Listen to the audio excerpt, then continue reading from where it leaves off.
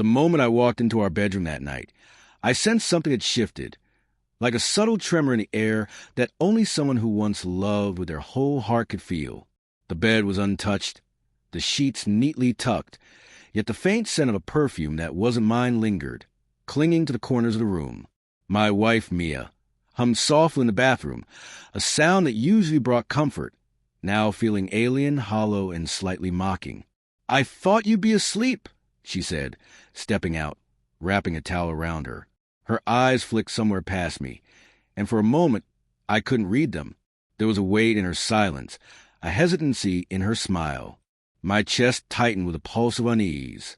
"I couldn't sleep," I replied, forcing calm into my voice.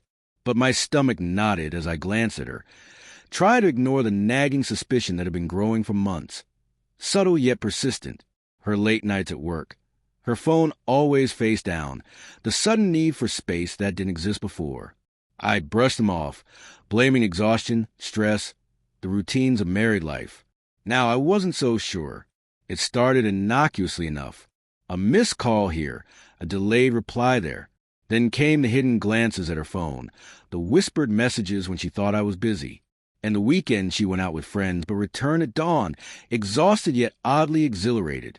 Something in her eyes had changed, something that whispered secrets she refused to share. I remember the first time I confronted her, months ago, about the growing distance between us. "Mia, are you seeing someone?" I asked, my voice trembling despite my efforts to stay composed. She laughed, soft and dismissive. "Alex, you're being paranoid. We're just tired, okay? Work's been rough on both of us." But her eyes, the corners crinkling in forced amusement, betrayed her. A lie. I realized even then has a rhythm. It breathes differently, too cautious, too rehearsed. I began noticing more. Lipstick stains on scarves I never wore, messages erased from devices, subtle changes in her behavior around me. The fear gnawed at me. But I told myself it was imagination, the mind's way of betraying trust before the body does. I wanted to believe her. I wanted the life we'd built, the years, the laughter, the quiet mornings with coffee and newspaper, to still mean something. The breaking point came on a Friday. I'd returned home early from a work trip, craving nothing more than the familiar comfort of our home. Instead, I found evidence so stark it burned the back of my eyes. A forgotten receipt on the kitchen counter, a hotel just 2 blocks from ours. My stomach lurched. I held it in my hands, trembling, trying to rationalize. Maybe it was for a client. Maybe it was innocent. But deep down, a cold certainty had begun to settle. I followed the breadcrumbs carefully, silently. Over the next week, small details fell into place like pieces of a puzzle I never want to complete. Names, places, dates. Conversations she had when I thought I was asleep. The truth clawed its way out, insistent, unrelenting. She had slept with 4 men over the past year. Men I had never met, encounters hidden behind her charm and smiles. And then came the pregnancy. She told me she was expecting our child. I was elated, blindly, wholeheartedly elated. But a whisper of doubt flickered at the edge of my mind, a suspicion I pushed down, refusing to let it mar the joy I desperately wanted. I wanted to trust her again, wanted to believe that this life growing inside her was ours, a bond that might heal the fractures I already sensed. The first hint that everything I believed was a lie came from the ultrasound appointment.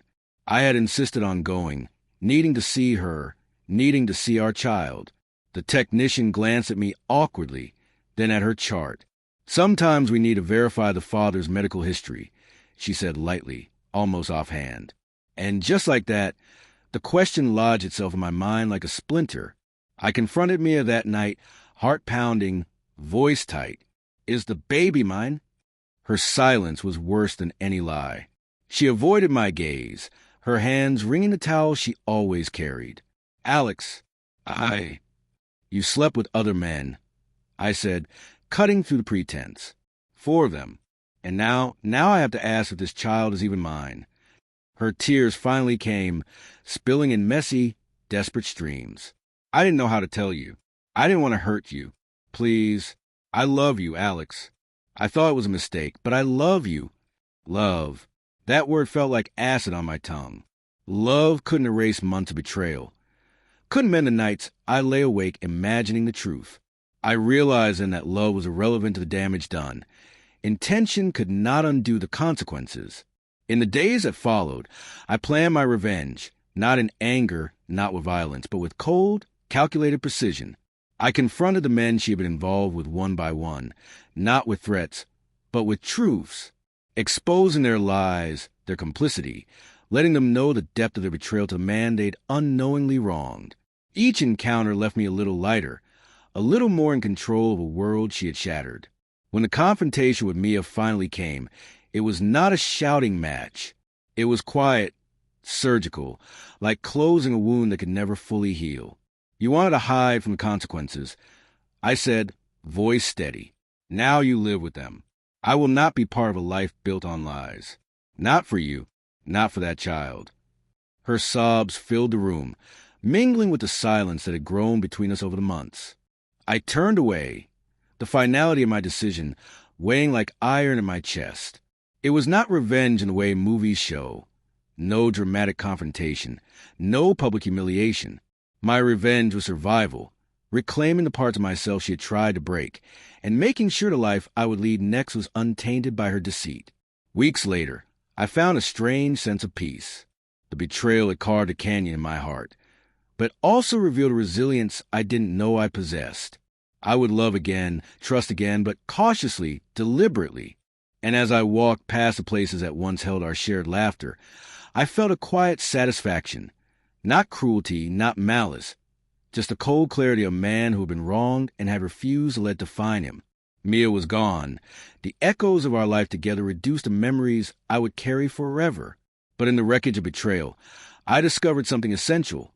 Truth is brutal, but so is survival, and sometimes the most powerful revenge is living fully, authentically, and without compromise. I had been shattered, deceived, and abandoned, yet I emerged with my dignity intact. And in that, there was justice enough.